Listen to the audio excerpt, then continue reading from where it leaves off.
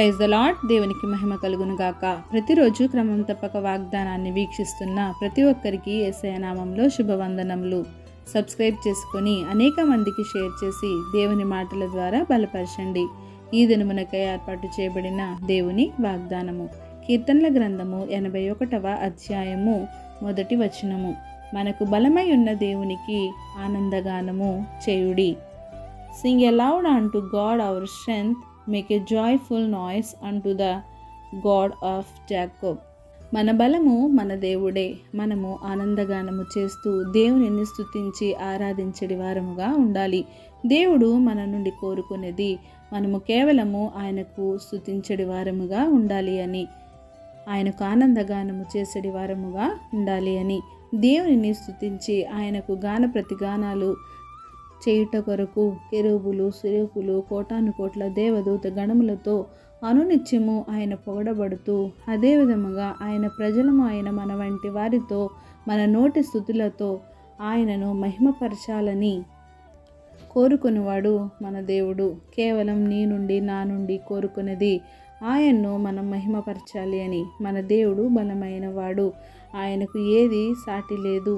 ఎటువంటి కార్యములు అయినా చేయగలవాడు, బలమైనవాడు. మనము కూడా బలము కలిగి బలముతో బలమైన దేవుణ్ణి ఆరాధించాలి. యవ్వన కాలంలో నీకు ఉన్న బలమును బట్టి దేవునిని శక్తి కొలది ఆయనను స్తుతించి ఆరాధించాలి.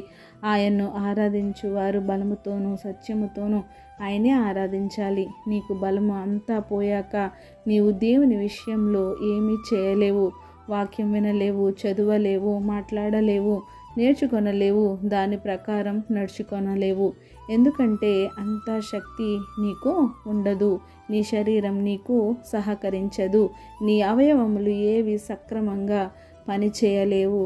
కనుక నీకు బలము శక్తి ఉన్నప్పుడే దేవుని నీ శక్తి కొలది నీవు ఆరాధించాలి. ఆయన కొరకు నీవు గొంతెత్తి ఆనందగానములు చేయాలి.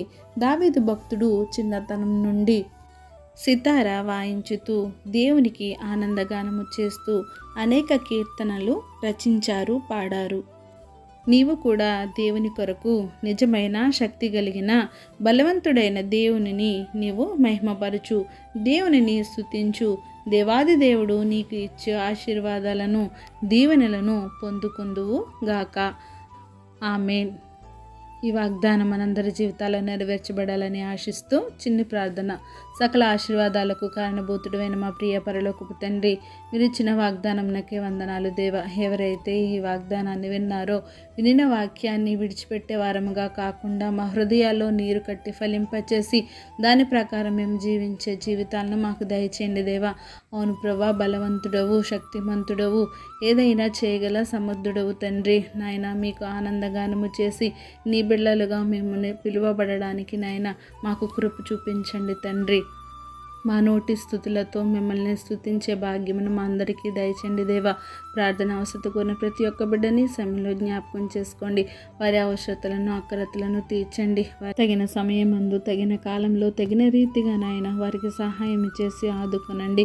ఎవరైతే నీ మీద నిజంగా అనుకుంటారో వారిని విడిచిపెట్టే దేవుడు కాదయ్యా.